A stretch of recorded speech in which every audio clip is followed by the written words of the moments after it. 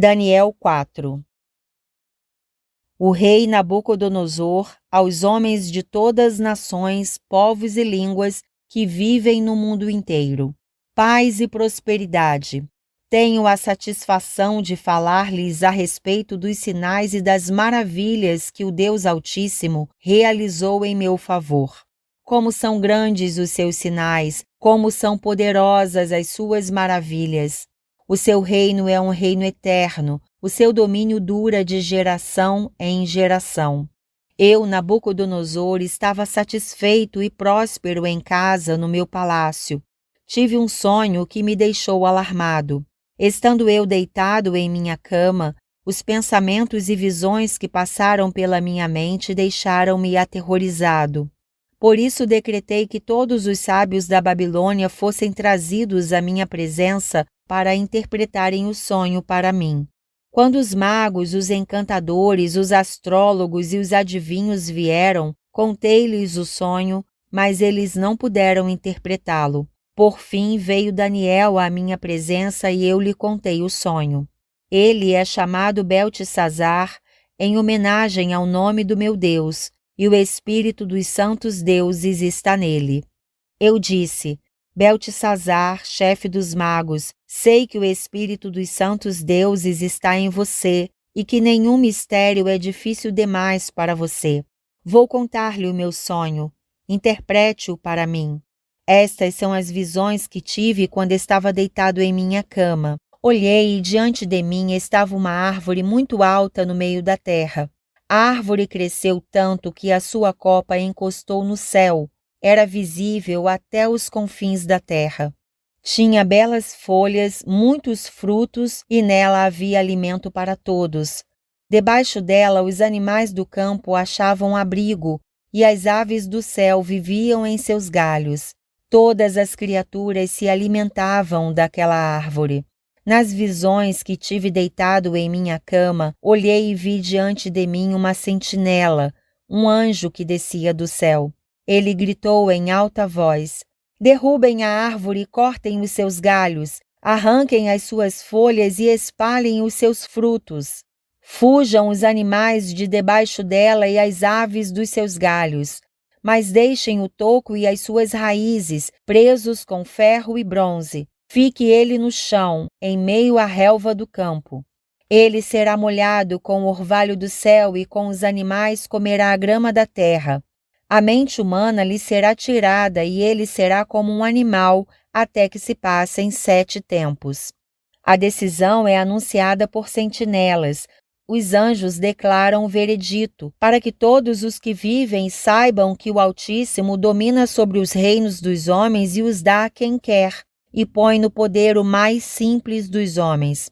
Esse é o sonho que eu, o rei Nabucodonosor, tive. Agora, Beltesazar, diga-me o significado do sonho, pois nenhum dos sábios do meu reino consegue interpretá-lo para mim, exceto você, pois o espírito dos santos deuses está em você. Então Daniel, também chamado Beltesazar, ficou estarrecido por algum tempo e os seus pensamentos o deixaram aterrorizado. Então o rei disse: Beltesazar, não deixe que o sonho ou a sua interpretação o assuste. Beltesazar respondeu: meu senhor, quem dera o sonho só se aplicasse aos teus inimigos e o seu significado somente aos teus adversários. A árvore que viste, que cresceu e ficou enorme, cuja copa encostava no céu, visível em toda a terra, com belas folhas e muitos frutos, na qual havia alimento para todos, abrigo para os animais do campo e morada para as aves do céu nos seus galhos. Essa árvore, ó rei, és tu. Tu te tornaste grande e poderoso, pois a tua grandeza cresceu até alcançar o céu, e o teu domínio se estende até os confins da terra. E tu, ó rei, viste também uma sentinela, o anjo que descia do céu e dizia: derrubem a árvore e destruam-na, mas deixem o toco e as suas raízes presos com ferro e bronze. Fique ele no chão em meio à relva do campo. Ele será molhado com o orvalho do céu e viverá com os animais selvagens até que se passem 7 tempos. Esta é a interpretação, ó rei, e este é o decreto que o Altíssimo emitiu contra o rei, meu senhor. Tu serás expulso do meio dos homens e viverás com os animais selvagens. Comerás capim como os bois e te molharás com o orvalho do céu. Passarão 7 tempos até que admitas que o Altíssimo domina sobre os reinos dos homens e os dá a quem quer. A ordem para deixar o toco da árvore com as raízes significa que o teu reino te será devolvido quando reconheceres que os céus dominam. Portanto, ó rei, aceita o meu conselho. Renuncia a teus pecados e à tua maldade, pratica a justiça e tem compaixão dos necessitados. Talvez então continues a viver em paz. Tudo isso aconteceu com o rei Nabucodonosor.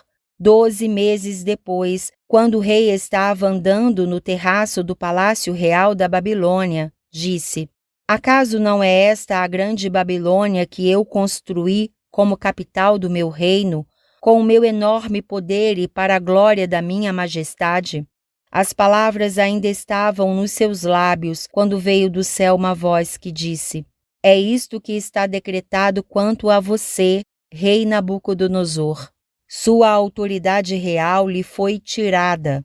Você será expulso do meio dos homens, viverá com os animais selvagens e comerá capim como os bois. Passarão 7 tempos até que admita que o Altíssimo domina sobre os reinos dos homens e os dá a quem quer. A sentença sobre Nabucodonosor cumpriu-se imediatamente. Ele foi expulso do meio dos homens e passou a comer capim como os bois. Seu corpo molhou-se com o orvalho do céu, até que os seus cabelos e pelos cresceram como as penas da águia e as suas unhas como as garras das aves. Ao fim daquele período, eu, Nabucodonosor, levantei os olhos ao céu e percebi que o meu entendimento tinha voltado. Então louvei o Altíssimo, honrei e glorifiquei aquele que vive para sempre. O seu domínio é um domínio eterno, o seu reino dura de geração em geração. Todos os povos da terra são como nada diante dele. Ele age como lhe agrada com os exércitos dos céus e com os habitantes da terra. Ninguém é capaz de resistir à sua mão ou dizer-lhe: O que fizeste? Naquele momento voltou-me o entendimento e eu recuperei a honra, a majestade e a glória do meu reino. Meus conselheiros e os nobres me procuraram, meu trono me foi restaurado e minha grandeza veio a ser ainda maior. Agora eu, Nabucodonosor, louvo, exalto e glorifico o Rei dos céus, porque tudo o que ele faz é certo e todos os seus caminhos são justos, e ele tem poder para humilhar aqueles que vivem com arrogância.